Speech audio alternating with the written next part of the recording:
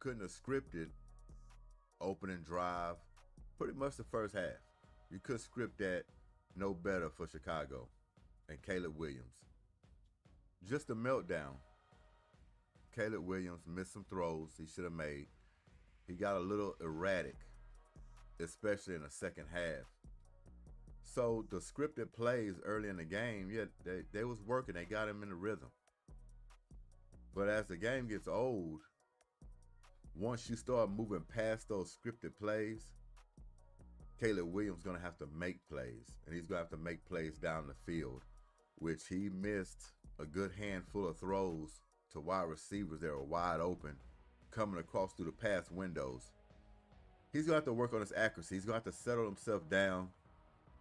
He picked up a lot of first downs and a lot of yardage with his legs, which is fine. But like I said, with all running quarterbacks, even with the Jalen Hurts, the Lamar Jackson, that's good, but you don't want to have to rely on that and do it too much. That's why late in the second half, you see him a little more erratic, floating balls over wide receivers' heads, pressing. Same thing I say with Lamar Jackson, right? You're working too hard to get the yardage that you need. He never really settled in, Caleb Williams, if you ask me. The scripted plays got him on the go. He was getting the ball out pretty quick. Mostly tight ends and running backs. He hit more a few times, hit his wide receivers, but they all these little dig routes. He's not really hitting big plays down the field. And when he had them open, he missed them. So Caleb Williams gonna have to work on his accuracy. Even though running back Swift, he had to do a lot. And he gave him a little running game. But it can run tired for him as well. I mean, they want to run him to death. They want to pass to him out of the backfield. Everything that was going on with the Chicago Bears, it seemed like they had to do too much. They worked hard for the yards they got. They were able to jump on the Minnesota Vikings. Minnesota Vikings took almost to the second half to wake up. Their offense couldn't get anything going. J.J. McCarthy, I mean, he was sped up. He threw the pick six. He was going against the play clock on a lot of situations.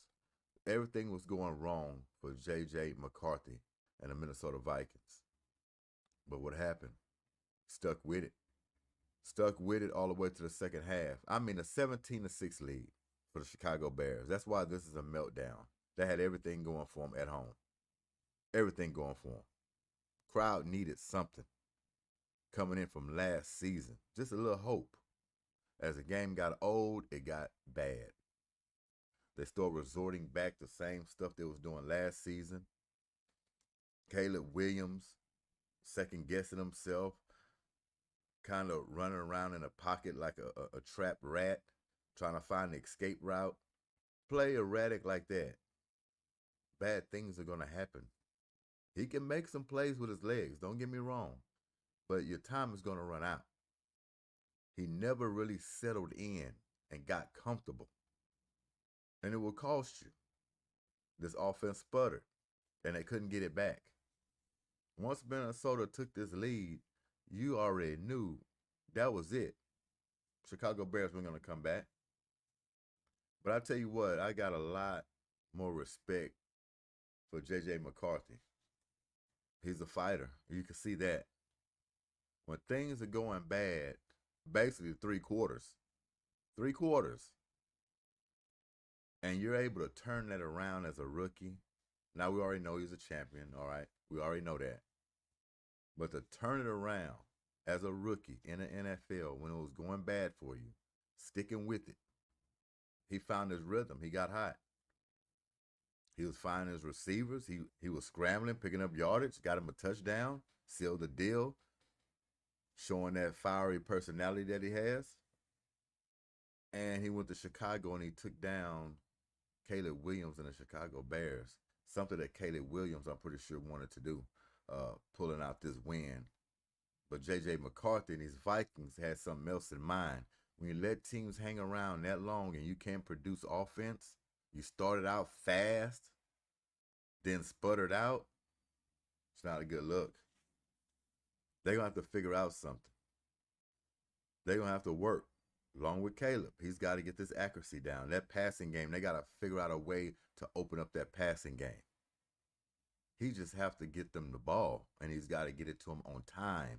He can't hold on to the ball while these receivers are overrunning their routes. You got to get it to him. He's got to get that ball out right before that route is about to curl off. That ball should be already in the air, getting ready to jump on that receiver. But he's not trusting it yet. He ain't trusting his eyes. If it's wide open, he'll trust it. You throw a few bodies in there, he's a little uncomfortable with that. He'll throw it, but he's a little uncomfortable with that. So he's going to have to work on a lot of mechanics for his throwing and settling down in the pocket. But the Chicago Bears has definitely blew this game. They blew it. 17-6 fourth quarter lead, allowing the Vikings to score 21 unanswered points and win the game 27-24. Can't allow that to happen at home. When you've been down bad and you're just trying to give this fan base a little hope, you cannot collapse on a Monday Night Football game the way the Bears did. What you want to take away from this game if you're Chicago, you look good coming out. Caleb Williams, what he did in the preseason, it translated to this regular season on opening night for Monday Night Football. The only thing is you couldn't sustain it. That's the problem. You couldn't sustain it.